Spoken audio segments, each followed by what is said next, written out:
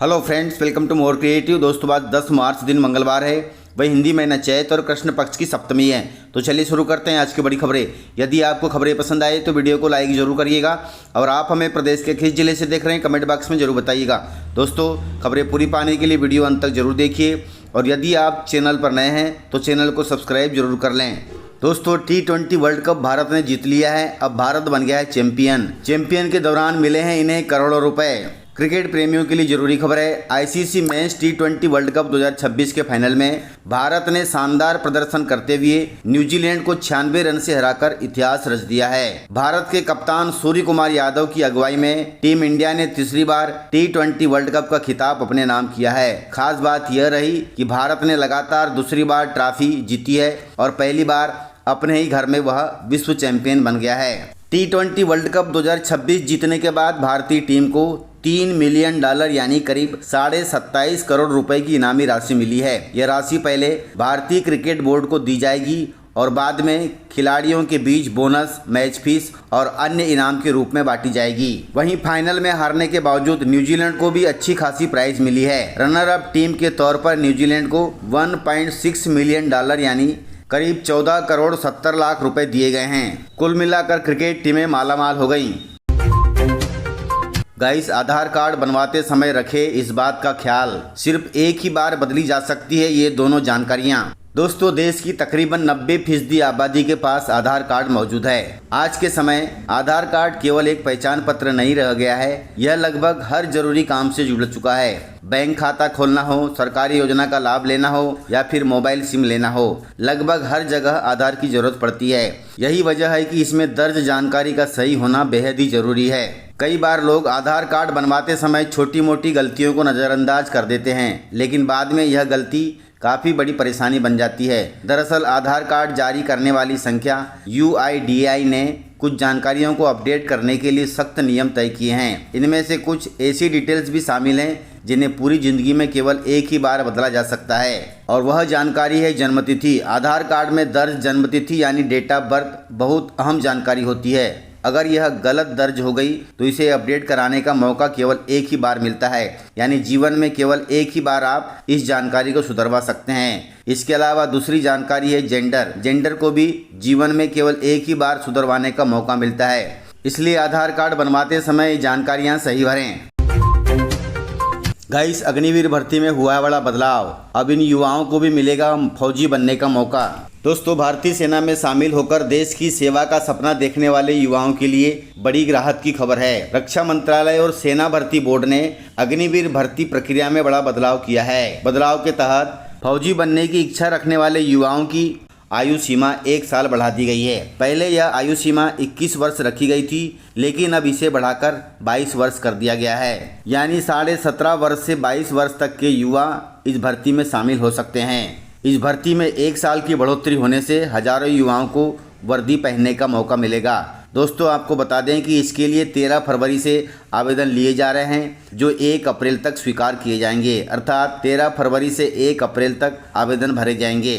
यदि आपने अभी तक आवेदन नहीं भरा है तो अपने नज़दीकी कंप्यूटर सेंटर पर जाकर आवेदन भर सकते हैं। गाइस, लाडली बहनों के लिए आ गई खुशखबरी, 34वीं किस्त जारी होने की तिथि आ गई है। गाइस, मध्य प्रदेश की 1 करोड़ 28 लाख लाडली बहनों के लिए खुशी की बात है। लाडली बहना योजना की 34वीं किस्त 13 मार्च 2026 को ट्रांसफर की जाएगी। इस दिन मुख्यमंत्री मोहन यादव सिंगल क्लिक के माध्यम से करोड़ों लाडली बहनों के खातों में 1500 रुपए ट्रांसफर करेंगे। जानकारी के अनुसार आपको बता दें कि 13 मार्च को मुख्यमंत्री मोहन यादव ग्वालियर जिले के घाटी गांव से लाडली बहना योजना की किस्त ट्रांसफर करेंगे। घाटी गांव में राज्य स्तरीय बड़ा कार्यक्रम होगा। इसी दौरान मुख्यमंत्री मोहन यादव लाडली बहनों को 1500 रुपए देंगे। आपको बता दें कि यदि आपकी उम्र 60 वर्ष से अधिक की है तो आपको मार्च की किस्त नहीं मिलेगी। लाडली बहना योजना के सॉफ्टवेयर में बाय डिफॉल्ट यह सेटिंग है कि 60 वर्ष से उम्र की महिलाओं के नाम स्वतः योजना की पात्रता सूची से बाहर कर दिए जाते हैं, अतः इस बात का विशेष ध्यान रखें। दोस्तों, ईरान इजराइल जंग का असर मध्य प्रदेश के किसानों पर भी पड़ रहा है, क्योंकि खेतों में लहलहाती केले की फसल अब किसानों के लिए मुश्किल बन गई है। जो केला पहले विदेशों में अच्छी कीमतों पर बिकता था, वो अब खरीदार न मिलने से सड़ रहा है। अमेरिका, इजराइल और ईरान के बीच जारी जंग का असर मध्य प्रदेश के एग्रीकल्चर प्रोडक्ट पर भी देखने को मिल रहा है। ईरान इजराइल युद्ध के कारण ईरान ने होर्मुज़ स्ट्रेट को बंद कर दिया है, जो बहुत ही अहम रास्ता है क्योंकि इसी रास्ते से दुनिया के कई देशों का सामान मिडिल ईस्ट तक पहुंचता है। खास बात यह है कि भारत भी इसी रास्ते से जुड़ा हुआ है। आपको बता दें कि भारत के कई प्रोडक्ट्स मुंबई बंदरगाह पर निर्यात के लिए खड़े हैं। इनमें मध्य प्रदेश का केला भी शामिल है। इस वजह से केला उगाने वाले किसान और व्यापारी अब चिंता में हैं कि अगर उन्हें सही कीमतें नहीं मिली तो खेतों में ही केला सड़ जाएगा। इसलिए किसान और व्यापारी चिंतित हैं। गाइस, लाडली लक्ष्मी योजना पर उठे बड़े सवाल। मध्य प्रदेश में बेटियों का भविष्य संवारने के लिए लाडली लक्ष्मी योजना शुरू हुई थी। इसका मुख्य उद्देश्य जेंडर बैलेंस और शिक्षा में सुधार करना था। 2 दशक पहले शुरू हुई इस योजना पर अब बड़े सवाल उठ रहे हैं। आपको बता दें कि लाडली लक्ष्मी योजना के तहत राज्य सरकार एक लाडली को 1,43,000 रुपए की आर्थिक मदद देती है। असलियत ये है कि 80% छात्राएं सिर्फ शुरुआती किस्तों तक ही सीमित रह जाती हैं, यानी उन्हें केवल 43,000 रुपए ही मिलते हैं, बाकी 1 लाख नहीं मिल पाते। पूरा फायदा केवल 20% बेटियों को ही मिल पा रहा है। इसका सबसे बड़ा कारण ये है कि 80% बेटियां उच्च शिक्षा ग्रहण नहीं कर रही हैं। कोई 6वीं के बाद पढ़ाई बंद कर देती है, कोई 8वीं के बाद पढ़ाई बंद कर देती है, कोई 10वीं के बाद पढ़ाई बंद कर देती है। इसलिए इन 80% लाडली लक्ष्मियों को योजना का पूरा लाभ नहीं मिल पाता। यह जानकारी महिला एवं बाल विकास मंत्री निर्मला भूरिया ने विधानसभा में दी है। दोस्तों, मध्य प्रदेश में 8,000 डॉक्टर हड़ताल पर हैं। इससे मरीजों की बढ़ रही है मुश्किलें। गाइस, मध्य प्रदेश में स्वास्थ्य सेवाओं पर बड़ा असर पड़ता हुआ दिखाई दे रहा है क्योंकि प्रदेश के सरकारी मेडिकल कॉलेजों में कार्यरत 8,000 जूनियर डॉक्टरों ने सोमवार सुबह 9 बजे से हड़ताल शुरू कर दी है। डॉक्टर लंबे समय से अपने स्टाइपेंड संशोधन और बकाया एरियर के भुगतान की मांग कर रहे थे, लेकिन जब इस पर कोई ठोस फैसला नहीं हुआ तो उन्होंने हड़ताल का रास्ता चुन लिया। वहीं डॉक्टरों ने स्पष्ट कर दिया है कि जब तक उनकी मांगें पूरी नहीं होती तब तक वे अपनी हड़ताल जारी रखेंगे। ऐसे में सरकारी अस्पतालों में इलाज के लिए आने वाले हजारों मरीजों को परेशानी का सामना करना पड़ रहा है।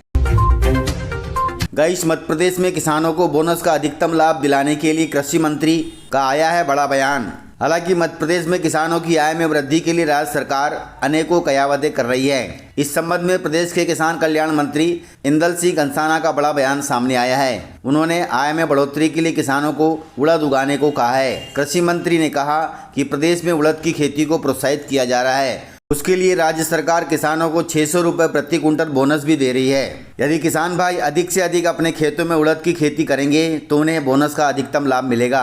कृषि मंत्री ने किसानों से ज़्यादा उड़द की बोनी करने और अगली फसल की तैयारी भी समय पर करने की अपील की है, जो कि बहुत अच्छी बात है। दोस्तों, इस प्रकार से खबरें थी। यदि आपको खबरें पसंद आई हों तो वीडियो को लाइक, शेयर एंड सब्सक्राइब जरूर करें।